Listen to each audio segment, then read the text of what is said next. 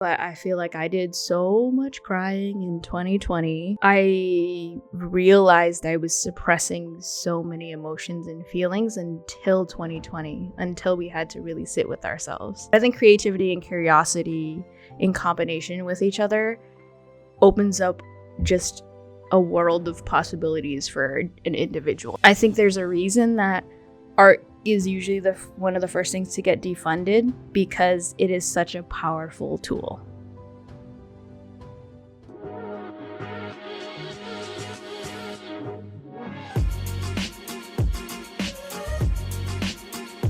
Highest Version Podcast. Hey everyone, welcome to the Highest Version Podcast. I'm your host, Rennie Philibong, and on this podcast, we talk about falling in love with the process of getting better every day and becoming the highest version of ourselves. Today, we welcome back Nalyn, a sister from another mother. And you know what? We've just been laughing this entire night, and I think it's just going to continue on. But anyways, if you guys don't know who Nalyn is or haven't had a chance to catch her episode, she is a creative at heart. She is passionate about the arts, dance, music, but most importantly, she is a very compassionate person and is so self-aware of her own feelings and knows how to understand her self-expression and who she is as a person. So without further ado, let's welcome back my sister, Nalyn. Damn, Randy, what an intro. I'm like, my little bro. I know. By the way, even though we look like it, we're not actually biologically siblings, but we very well could. Y'all racists. Just kidding. I'm so ready for this episode. Anyways, despite all the laughter, welcome back. Thank you for coming on. Thanks for having me back. Just vibing with my bro. I know, because the first episode we just yapped. We just yapped. I don't think we really talked. No substance of inspiration. But if you guys want to get to know us, this was our last one was filmed over a year ago. Yeah. So even from then to now, I'm sure we're just super different people. Mm-hmm. We've evolved, changed in things. But it's funny just to reflect on what core things are still the same and what's changed. So yeah, I mean, the core thing that has never changed is our sibling dynamic. I feel like I was thinking about earlier today. I was like, because Sinners, Michael B. Jordan and Haley Steinfeld, like how they are off camera is that sister brother dynamic, and I feel like that's us too. Like we'll just randomly just look at each other and just start dying laughing for no reason. And you know what? I'm all here for it. Okay. You ready? Yeah. You ready to get into the first question? Oh, my heart's like, I'm like, we were just having dinner and chatting before this. Yes. But it's like, it's the lights, it's the cameras, it's everything. But I noticed the set is different than the last time, and it looks sick. And now I'm like, wow. It's too legit now. Before it was just wall. But now it's too legit. It's too legit. It's a whole ass production. Yes. So just appreciating, where we are now. So yeah, we've had a lot of growth since the last time we talked. Yeah. And I'm happy of how it came out. I'm happy of how this looks. And I can't wait to see where it's gonna go in the future. I honestly wanna go out that route of like renting a place and making it my own. But something about, home and making this feel comfy, talking with friends that are, super close with makes it a lot cozier, especially with conversation. Yeah. So let's get into the first question. Hit me with it. We're gonna go it's a very soft one. How is your mental health nowadays? I'm doing pretty solid overall. I think the last year, I think there are a lot of things that were going on around me that it feels like I'm on the other side right now. Like reflecting back on, my mom had to come live with me. She was going through some health things. But now she's, fully recovered, and we're just like really happy to see the progress that she's going through. So it's like it feels like there are a lot of weights lifted off my shoulders. Yeah. I also feel like a lot of the work that I put in the years prior to this year were what helped to make me feel like this. Because I'm like, this is kind of getting deep already. Yeah, no. So I was like, you know what? When I talk about my mom, I haven't talked about my mom's health to other people in a bit, but again, everything is like we're on the other side, and she's doing really well, and I don't think I would have handled it the same way had I not been putting in that work in, the years prior to take care of my mental health. Yeah. So I really I'm chilling. Like I don't know how else to say that. So then I have more energy to focus on where I want to take myself next. Yeah. As opposed to dwelling on things in the past. Mm-hmm. So yeah, because last time you were saying that you finally felt at peace. Yep. The last episode. And then as soon as I said that, the universe was like, let's just sprinkle madness and stuff. You're like, you're too comfortable. Yeah. But it was like a testament to, again, what anything or a lot of the things I said in the last podcast of being at peace. I'm like, I think being at peace, I feel like sometimes people think that you're not going through different emotions, and it's like peace and joy and happiness is the only way to experience a happy life. Yeah. But it's no, when you're at peace, you can go through the roller coaster that is life and zoom out and still be like, no, I'm super grateful still. And just happy to be here. So now that you have more energy for yourself, what is Nalyn doing to become the highest version of herself today? I talk a lot lately about creativity and channeling that.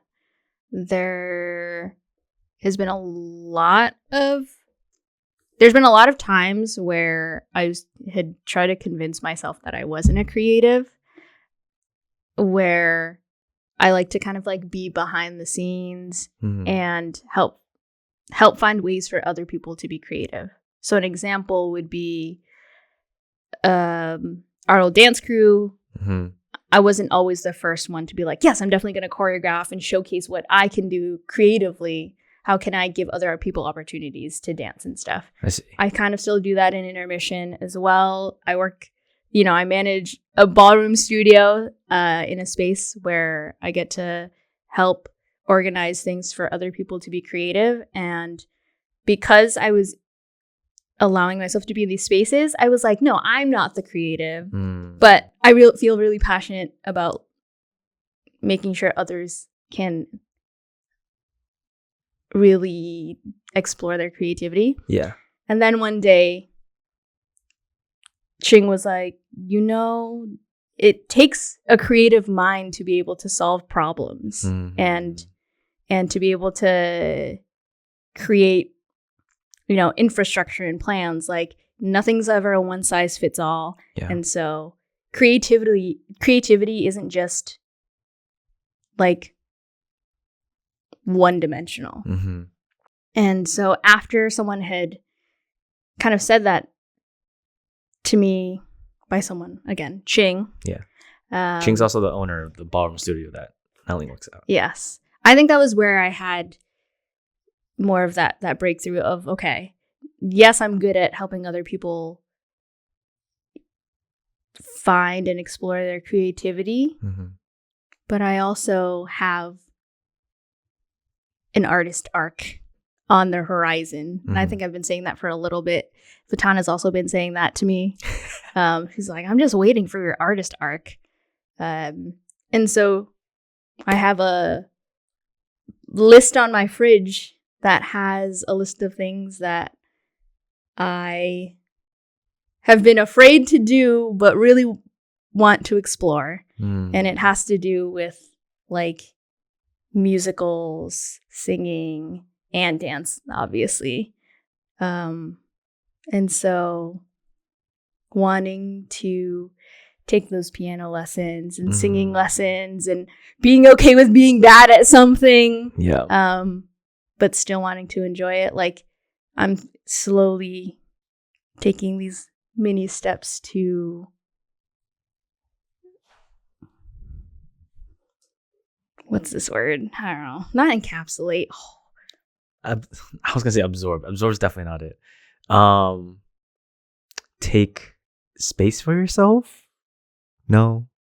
Take space for creativity. Hone in on my art. Yeah. Is this? If you're watching this circular motion is this hone in? I would say so. Yeah. So I'm getting to choreograph more. Mm-hmm. I'm freestyling more on my own. I haven't really posted a bunch yet. But also then it's the idea of who is creativity for? It's for you. Yeah. And so I feel because it's such a personal thing, yes, you can share your art with the world. And I appreciate and love seeing all the art around me. But it's also doesn't have to be for everyone else. Of course. Yeah. Either. So, yeah. That's why I also consider creating art singing in the shower. So I sing in the shower more than I used to instead of dancing in the shower, which is probably a safety hazard. So is that why you brought up karaoke to me the other day? Because you're starting to get into the singing aspect? I love me some karaoke, but also I think culturally it's Cambodians and Lao. Southeast, yeah. Yep, Southeast Asians. It's pretty much ingrained in social. We are becoming our parents, I think. No. Oh, no. Oh, but you're so right. Because every time I was like, when I host an event for my friends, I guess it's got to look like how my parents did. People are going to be sitting on the ground, playing cards, gambling, maybe. And then you'll have people doing karaoke, except it won't be in the native language. If they so choose to, it'll be Usher and R&B and old school stuff, which people are calling us unk for now. Yep. We just talked about how some of the people that we know were born in 2000, and we're man. But then y'all 2010 people, every time we say our birthday or 19, you put a lane of time behind us. Jesus. Who's editing this? What year were you born?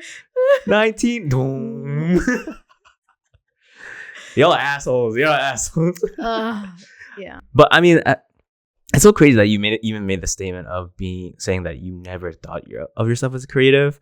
I mean, I get it. You were always put in a position where you have to manage your admin or making sure things are functioning behind the scenes.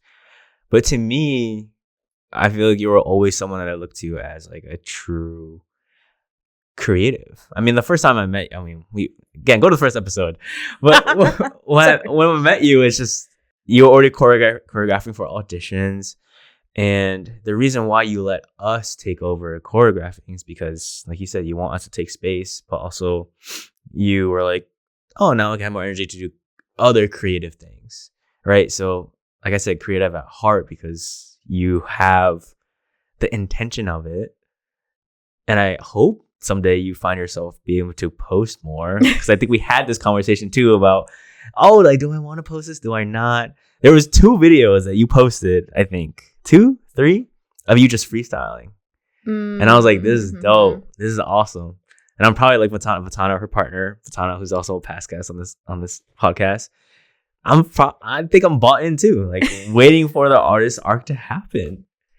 And why does creativity mean so much to you in that sense? Or why has it become such a part of you?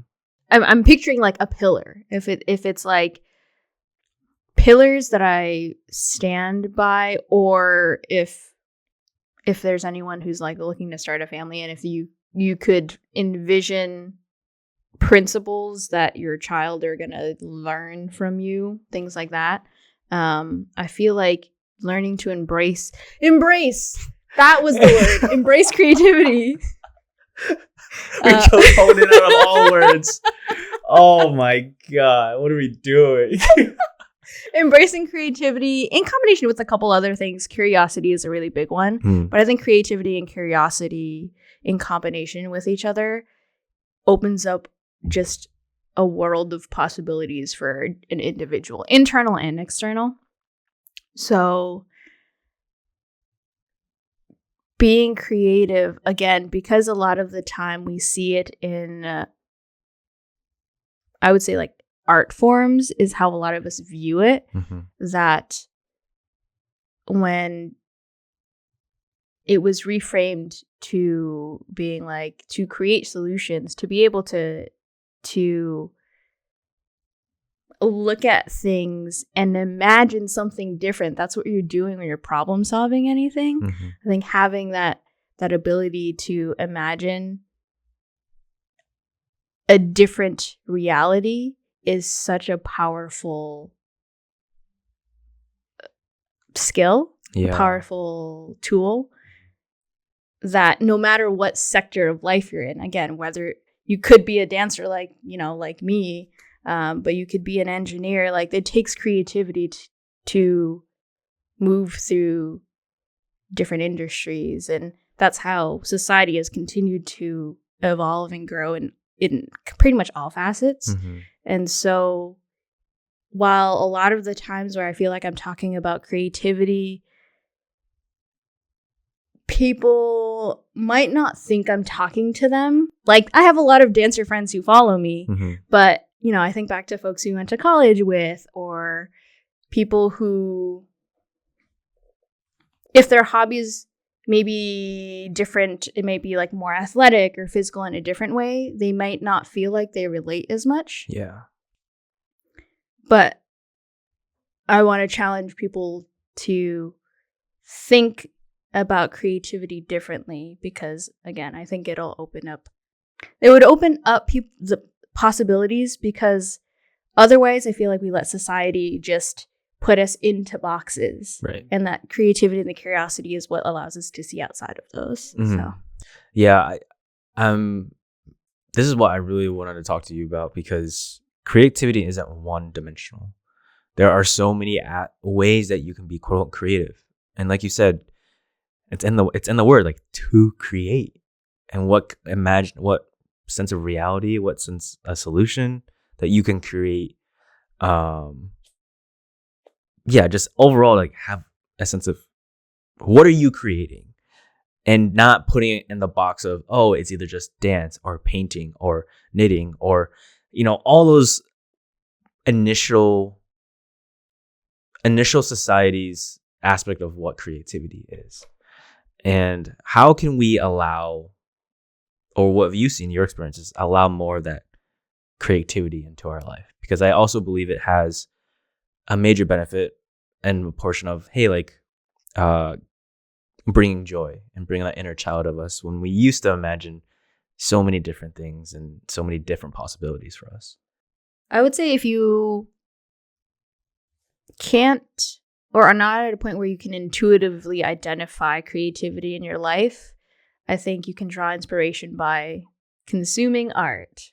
Art in all of its forms, whether it's listening to this podcast or being on a podcast, whether it's going to, not just art museums, but even, local artist shows, going to a dance show, going to see musicals, reading a book.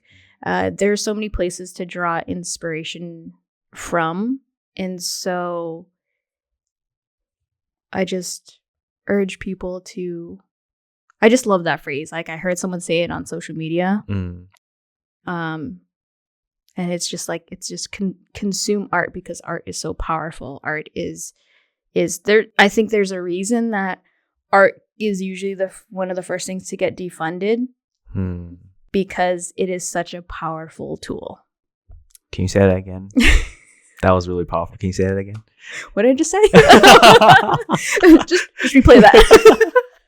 But yes, art is just such a powerful tool. If you even think like in history, I mean, specifically because I know a little bit about, you know, the Khmer Rouge and the genocide in Cambodia, which is, you know, my parents went through that and is the reason that I'm here today.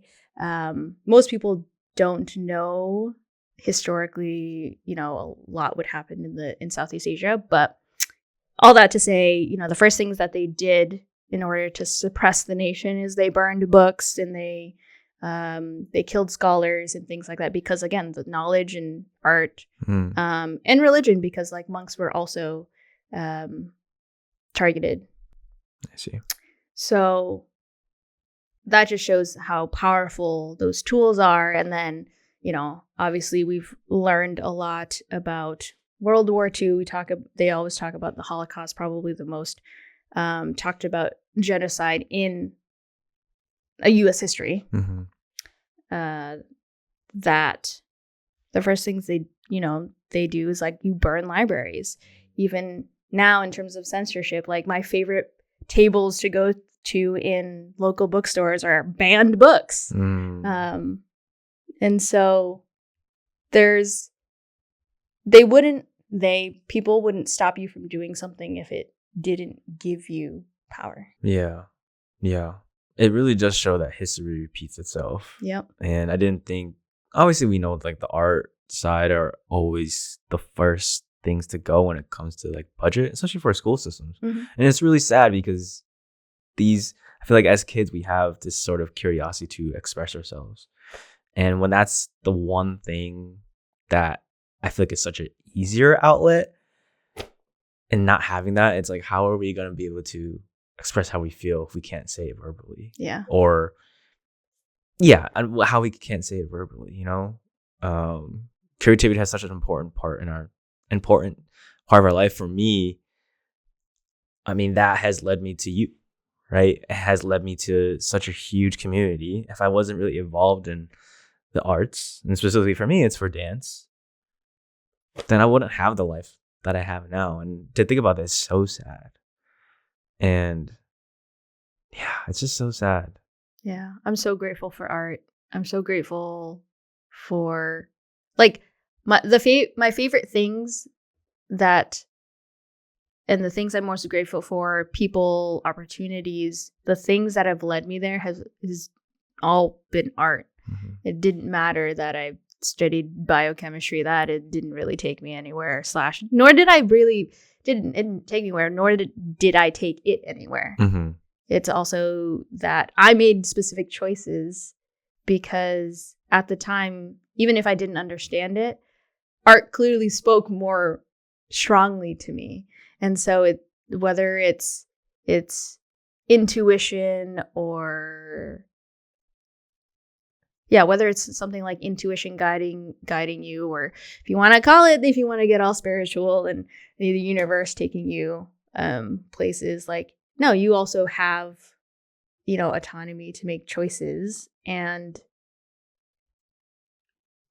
I listened to a lot of music and I moved when I felt like moving and danced and, you know, on my own. And yeah, the domino effect of that, I think, has been the word I keep thinking of also is just powerful. It's just like being able to reclaim your power and be in alignment with the things that you care about. And I keep bringing up Ching because she's such a strong figure in my life. She has brought also the word embody into my vocabulary. It's the idea of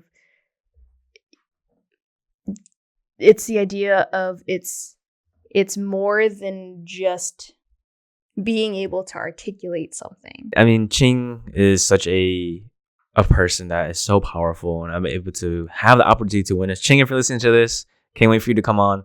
But I mean, she's such a role model for not only that community, but I think now that she has expanded her network to like social media, oh my gosh. And the reason why we appraise and big herself up is because she's able to take art and take her neuroscience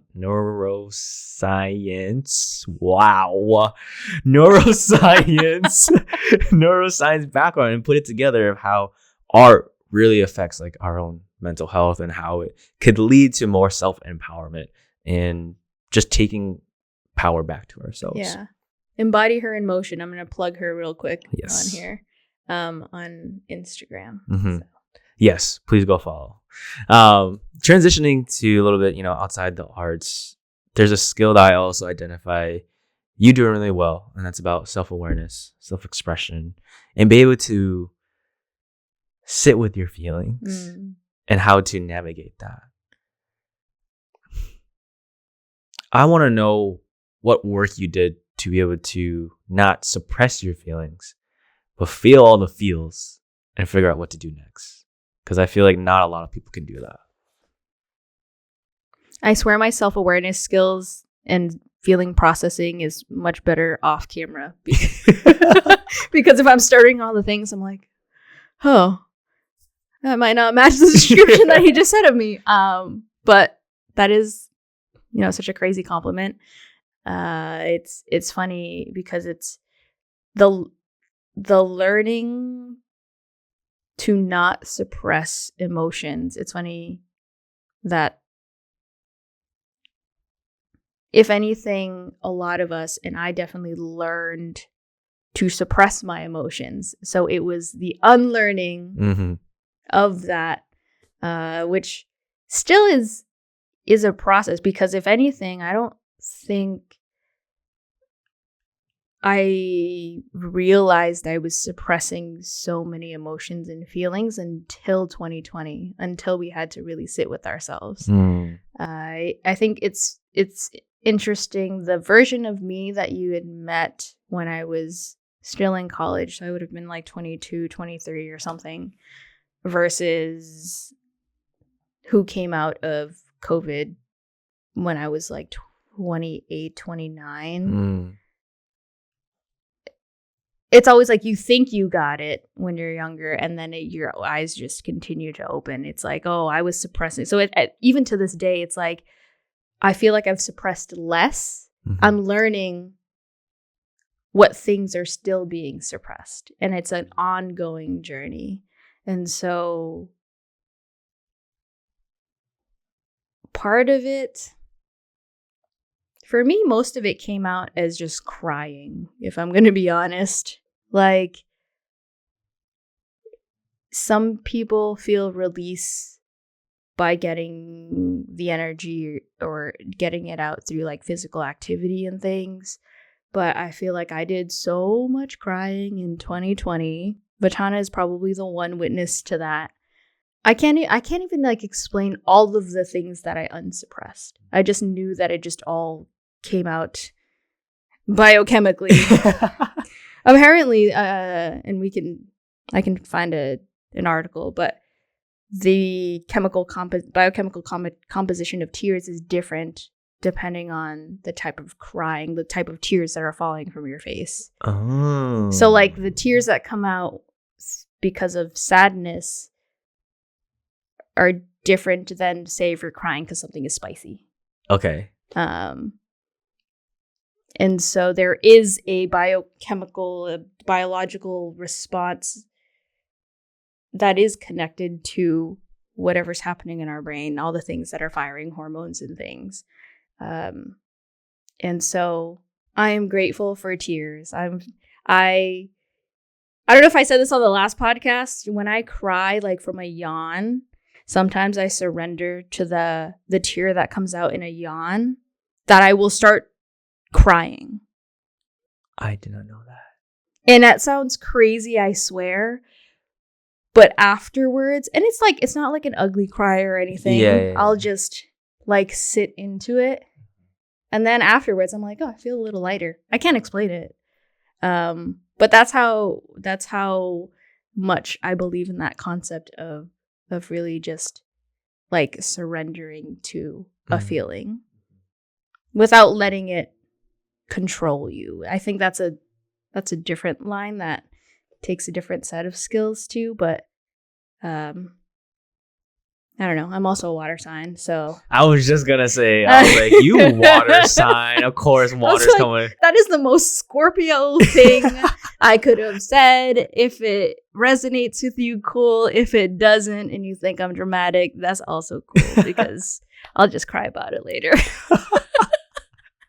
Well, I think with crying, like it's just a sense of release, honestly. Yeah.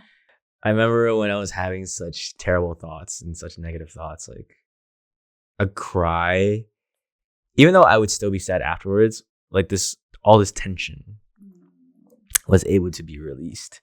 And I mean, I don't know what it is scientifically. And I don't know what kind of release it is, if it's releasing a stress hormone or one of the hormones that create like stress or anything like that. But every time I've cried, I've had like a sense of release and sense of release and sense of tension let go. So it's okay to cry, guys. And for my male guys out there, identify as male, you can cry too. Don't worry. You're much stronger if you're doing that because you are allowing yourself to feel all the emotions that you have and then be able to process it later. If you keep that within yourself, you're actually, I would say, making yourself weaker for the long term, which I know what that feels like.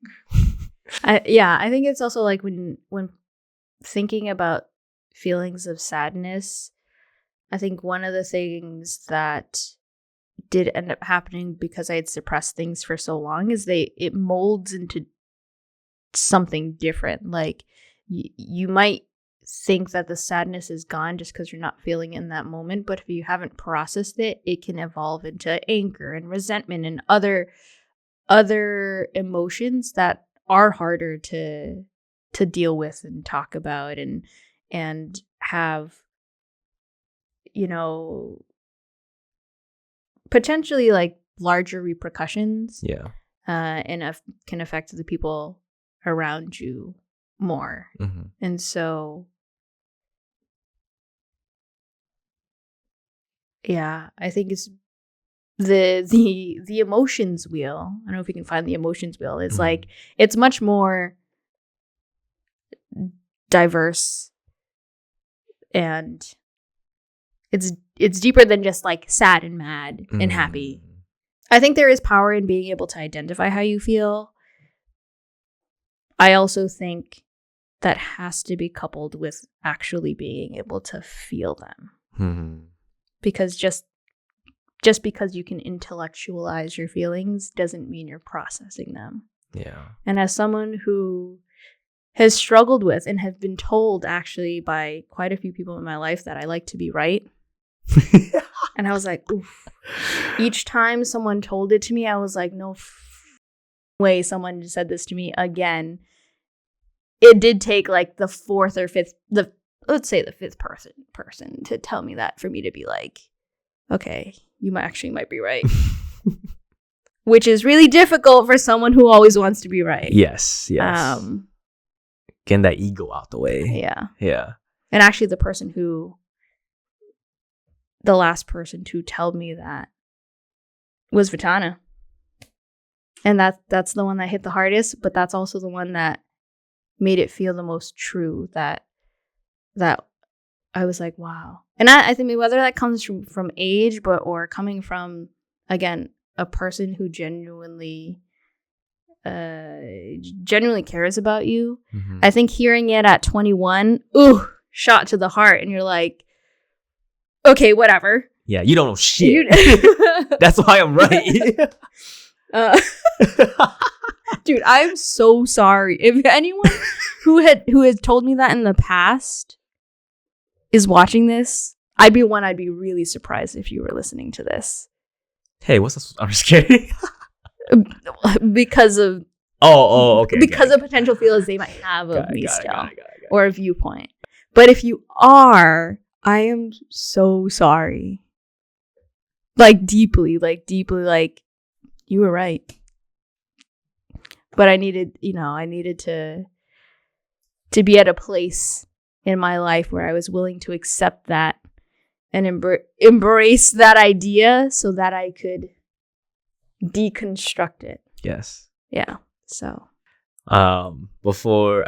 This episode hasn't come out yet, but it's crazy because Vatana said the thing that he's still trying to unlearn is being able to tell the truth and not have a fear of a bad outcome.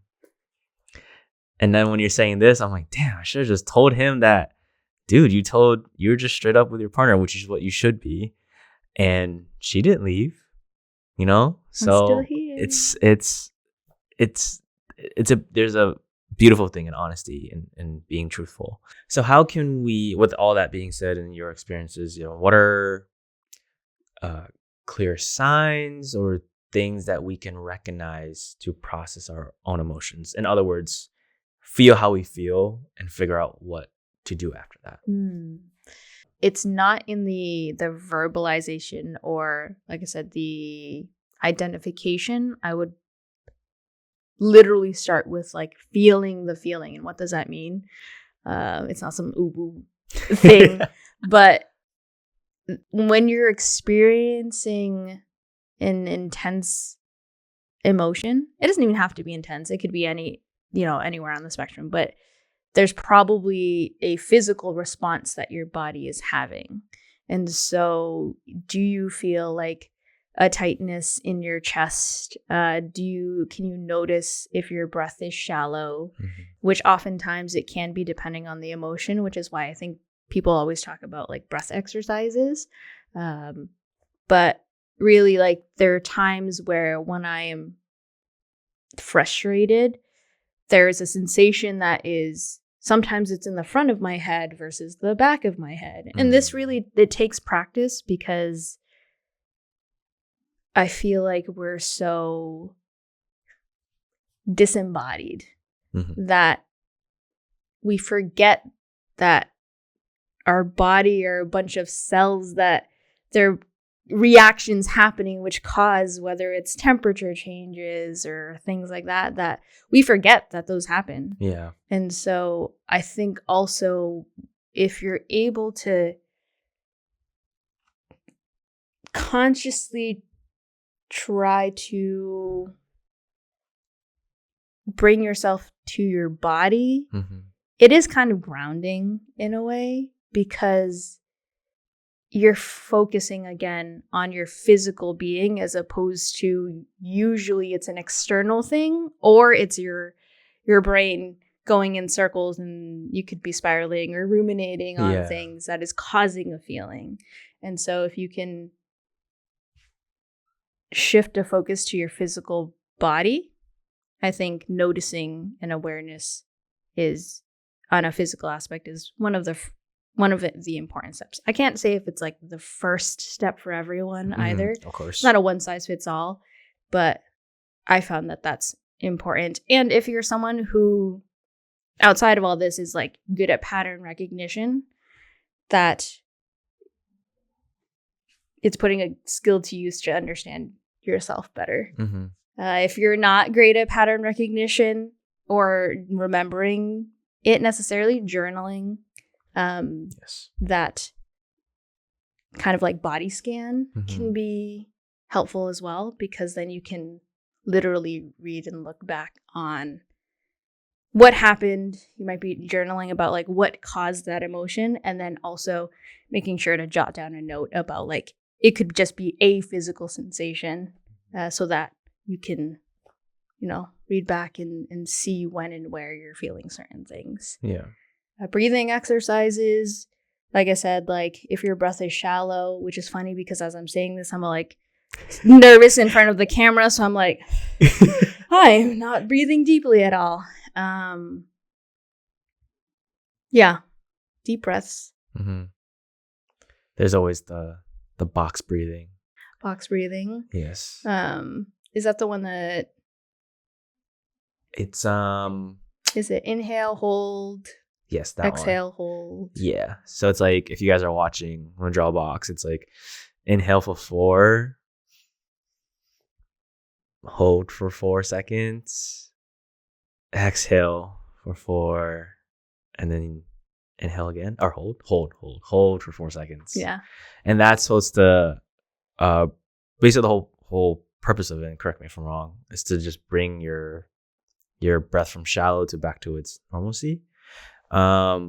With me and my anxiety, something that worked for me and something that was in my meditation apps outside of the box breathing was breathing in for, let's see, it was kind of like an incline.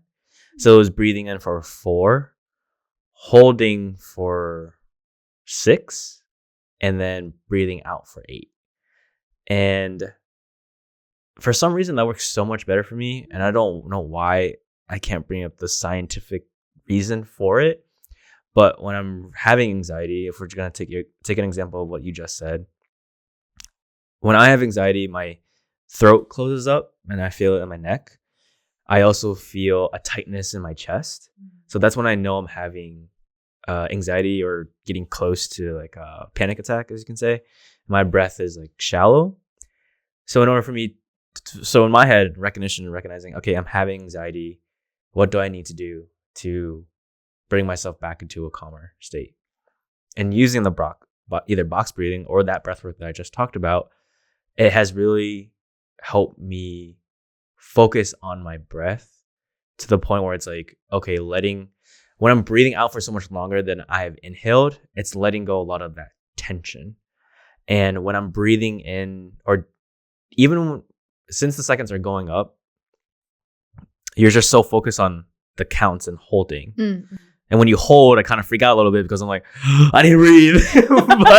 But you're like, why does that? I don't think that really helps, right? Add to it. But for some reason, the focus on it brings me away from the event that has triggered my anxiety. Yeah. And yeah, that was a lot of what my meditation app, or that meditation app I was using, was doing the incline of seconds. Mm-hmm. So I don't know. I thought that was interesting too. Yeah, and it's funny because like you said, like you're like, I don't know the science behind it. Neither of us are scientific experts of why that is. Mm-hmm. But at the end of the day, it's like if you identify that is something that works for you, like that's all you need, because that's the powerful thing that is helping you to process through the feeling. I think there's being able to, because it like does offer as like a distraction almost. Yeah. But it's like not distracting yourself with like dopamine inducing activities or substances, which is I think also why sometimes people venture into different avenues, is because they're trying to avoid or distract from a feeling. Yeah.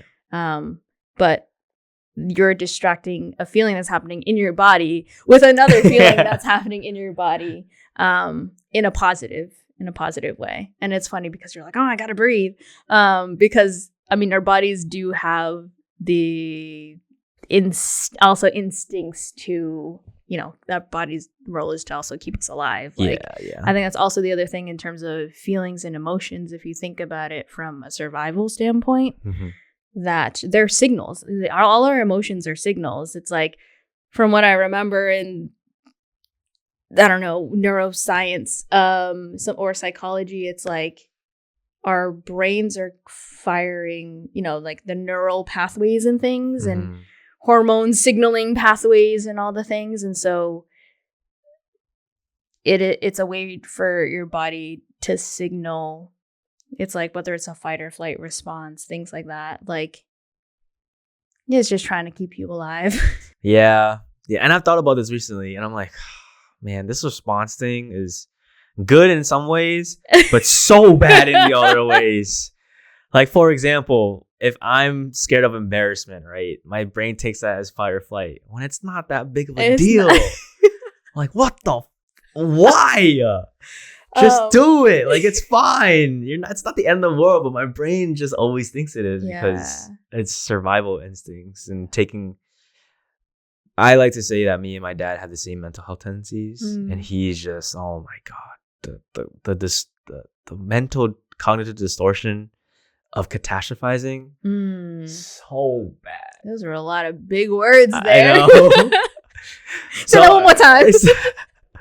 to bring that a little bit, like, you know, a little bit more level, cognitive distortion is something that I would say that you unconsciously do. It's kind of like having a bias, I would say. So when I say catastrophizing means a worst case scenario. Like, you think the world's gonna blow up if this thing happens, which really doesn't, but it's our brain's fight or flight response. And there's a reason why it's called a distortion. It's distorting the actual reality of what's in front of you.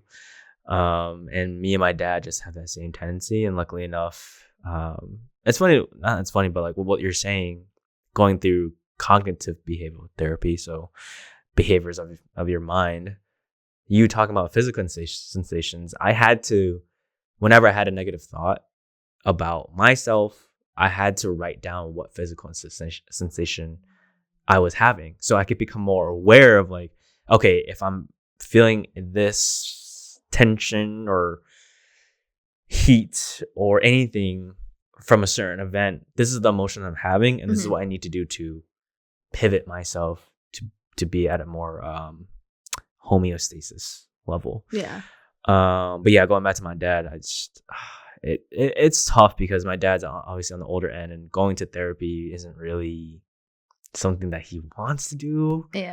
And I've been through it, and I'm aware of it, but I'm still finding that better relationship to be better at not catastrophizing.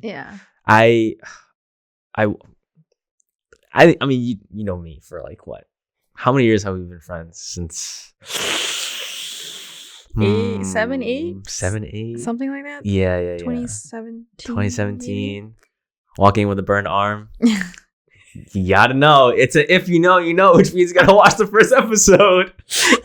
By the way that we explained that scenario or how we met is so funny. I can't even. Oh my god! But one thing I wanted to say about catastrophizing. Yes. It's a tongue twister. Say that 10 times fast. Or cognitive distortion. This kind of ties back into creativity and imagination and the importance of it. Because if you boil down cognitive, or at my perspective, is if you boil down cognitive distortion, catastrophizing, it's your imagination running amok. Yes. It's so technically it's like if imagination is tied to creativity, then it's like if you are able to really, again, embrace creativity and imagination and have a positive outlook on it, and really just have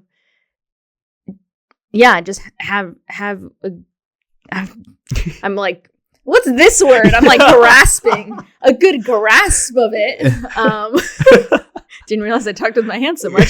Sorry to just the listeners. But yeah, if you have a good grasp of it, that you'll be able to leverage your imagination and use it in a way, again, in your favor, as opposed to allowing it to run around and, again, make these and distort your reality, because again, it's not really something that's truly happening. So it's funny that, you know, just by you saying that, that's what inspired that thought for me of like, wow, I think it's just affirming that being able to explore and embrace your creativity can give you indirectly the tools to combat some of the things that we talked about. Yeah. And I'm just thinking about what you're saying. Imagination is just so powerful. Have heard so many situations of, if you're trying to reach something big, you have to dream big, to believe in yourself that you are going to do it.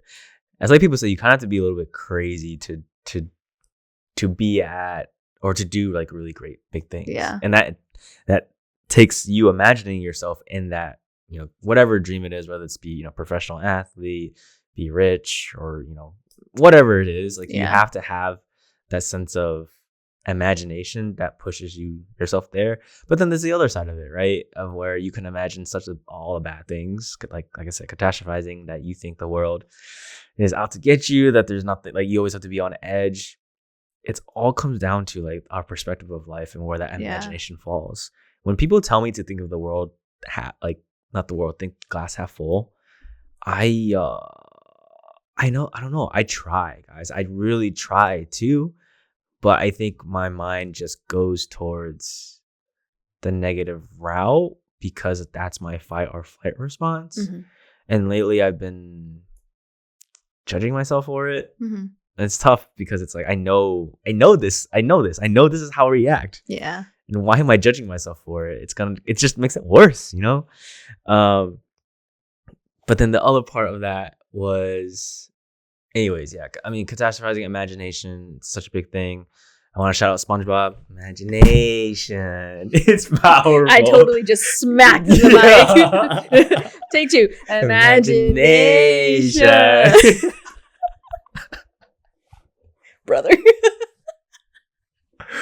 Guys, it's such a good thing. Guys, it's such a good thing. When Patrick imagined the string. No, he didn't imagine the string. But again, it just goes to show how much, you know, art can contribute to imagination, and then how imagination can be so powerful because we have this perspective of reality that we sincerely believe. And do you think of the world? Do you think glass half full or half empty? Are you in the middle? That's so funny. I was like, I feel like people think I'm a glass half full. Mm-hmm. I feel like I am, or have spent a lot of time actually being glass half empty, but also being like, but how can I fix it? Like, why is the glass half empty? Like, how am I feeling? Like, whose cup is this? Like where does this water come from? What's cup made of? So like, I'm so focused on like the existence of the cup and the water and asking all these questions, and then I want to be right that I'm like, I don't know if I see it as half empty or half full. Mm-hmm. But maybe like I'm in a boat where I want to be the type of person who sees the glass half full, but also like it's okay to just be like, there's a glass and there's water in it, and that's it. It's true. It doesn't have to be that complicated. Yeah. Because I think sometimes, again, that's us. Then sometimes it helps to just be in the present and find grounding principles. Mm-hmm. Because sometimes it's also like you have it. That question, when you pose it, it also feels like one is better than the other. Yeah, you're right. And so that's a judgment. So that's it's an interesting question. Because I was just thinking about that before you even asked it. I was like, wait. Do I? Where is this? What is yeah. Yeah, no, I mean it's definitely a good point. And maybe I should just, you know, whatever helps me get to that positive point, I'll take it, okay? Well, I want to say thank you for just your time, and it's always a beautiful conversation with you, and just sitting here and being able to laugh, and then also talk about like the serious stuff. And I'm just super grateful for our relationship and just how it has evolved. And I think I'm still shocked that you said in 2018 like you didn't have that same mental health personnel that you did in 2020, and then even to now, because I mean I was going to you for a lot of my mental health stuff. So I love our relationship. I am grateful for it, and I'm just super grateful for everything that you are. So thank you for coming back on. Thank you for being my sister from another mother. Stop it! I'm a Scorpio. I'm gonna start crying. Clip it. Well, honestly, no, like very little words left. You've also stolen like all of my words. Because I'm like, all right, now I'm gonna go. The hands. The hands. Dancer movement. My outro is just me freestyling. Yeah. That's all the words you get from me. Like. The last three questions are those words. are not words, movement. Interpreter, you have to interpret that. We actually did have a question from the audience that I want to make sure we address. And this is a, let's see. I'll let you get back to it. I got so nervous that I just choked on my saliva. Physical sensations identified. You're trying to kill me? Choking on my water over here. All right. So this person asked, how are you tapping into your creative heart, and how does dance allow you to embody and express who you are or what you're feeling? Oh, that's deep. Damn. I can repeat the One more time. Yeah. How are you tapping into your creative heart? I guess that's question 1. Part B is, how does dance allow you to embody and express who you are or what you're feeling? The first thing, it's funny because I feel like we got to talk about these. Mm-hmm. So consuming art, I will say again, and being inspired not just by other like dancers and things like that, expanding into different types of music, following more local artists and things, I think has been helpful. And in being surrounded, I mean, again, I'm very lucky to be surrounded by art, to a degree that I feel like a lot of people might not be, especially again, if you're not a practitioner of art. Tapping into my own creative heart, I think I'm still finding my way, in a way that feels like authentic to myself, because I know it expands beyond just dance. I think dance has just been the vehicle for so long and where I find a lot of comfort, but I know that there's also more to be tapped into. Artist arc. Yeah, there's more that I want to share. There are more stories I want to tell. There are more people I want to represent. Yeah, and I want to take it to a grander, not a grander stage, but just not just, posting online, but I think I've also grown really, really not attached to, but just fallen in love with like live art, like theater and live bands and things like that. That has been inspiring me a lot. And so I'm like, how can I also be more involved in other arts that are continuing to speak to my heart? So beautiful. Part B, how does dance allow you to embody and express who you are or what you're feeling? Kind of one of the last points that I had made earlier about it's not about thinking. It's, especially in freestyle, it's really about acceptance. Like whatever happens, whatever comes out of your body, that's it. I don't know how you do it. There's no right way, there's no wrong way. It's literally just something that is coming out of your body, an instrument that no one else has any control over. And it does require a level of surrendering and also a level of trust. Yeah. Like you truly have to trust yourself. And I think that's why, again, I just do really love freestyle and improv. Yeah, because even as a dancer, like doing other people's choreography, making choreography, I think that can be the place where there are a lot of like voices or doubts and things. Yes. And so even when I talk to people who are on the other boat, where they feel super confident and in love with the process of choreographing or taking out someone else's choreography and applying it to their body, like they find so much joy in that. And I was like, no judgments on that at all. I was like, that is such a crazy skill. And so it's funny talk to someone who's on that end, and then they feel the same reservations that I do about choreography and choreographing. They feel the same things about freestyle and improv. At the end of the day, I think it's a great practice. It's when we talked about, or maybe like the idea of like peace and joy. I think joy is a super powerful word because it's not just about happiness. I think peace and joy, it's like when you zoom out, again, the idea of also acceptance is a huge thing.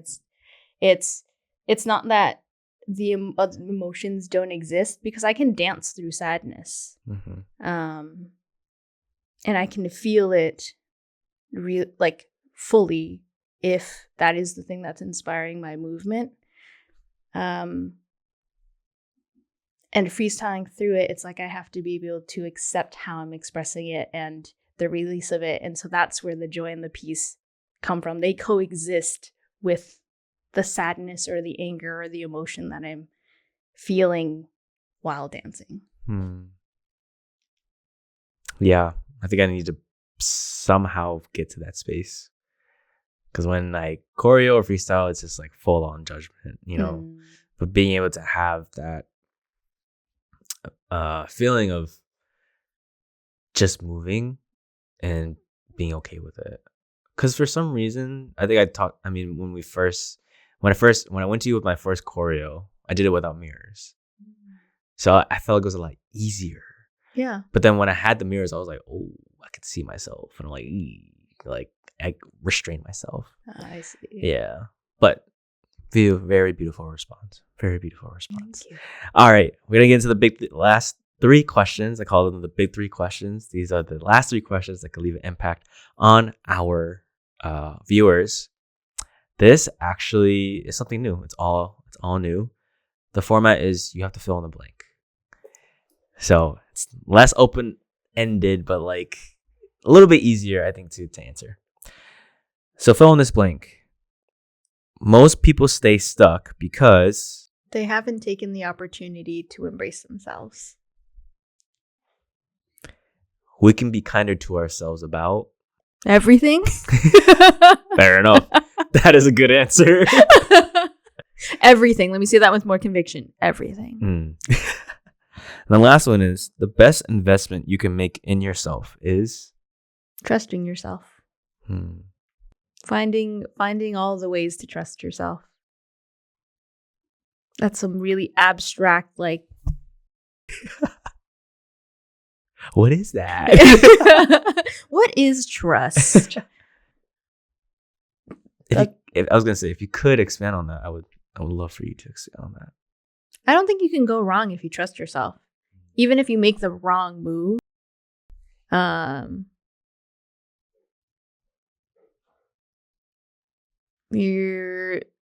There's a reason that you're making a decision, and so if you trust yourself, it'll be easier to not judge yourself and then accept whatever it is that comes from it. I think if you have a distrust in yourself, then it's easier to have those doubts and regrets and things. Yeah. Don't lie to yourself, guys. It's only going to lead you to a path that you're not going to like, honestly. If you could be honest with yourself, it will lead to you being more self-aware. It'll lead to you being able to trust your decisions after that. And I've been someone to be dishonest with myself and not trust myself, and it's led me down a dark path. But we're back up. Yeah. I was like, it's funny because when you think of the word trust, I guess the last thought would be like, we oftentimes think of it in relation to other people. Yes. So if you take a moment to be honest with yourself of like, if you trust yourself, I think you'll find a lot of answers. And if you don't know what that means, of like what it means to trust yourself, like it's worth asking any questions that follow that, because I think you'll find some really important answers there. So yeah, keep asking yourself why. All right, guys. Well, again, Nalyn, thank you so much. I appreciate you forever and always. Sister from another mother, And you guys will probably see it in another podcast. So Stay tuned for part 3. Stay tuned for part 3. What are we going to talk about next time? ASMR. Just kidding. All right, guys. If you liked any part of this episode, please make sure you clip it, tag me and Nalyn in it. And as always, let's fall in love with the process of getting better every day, becoming the highest version of ourselves. I love y'all so much.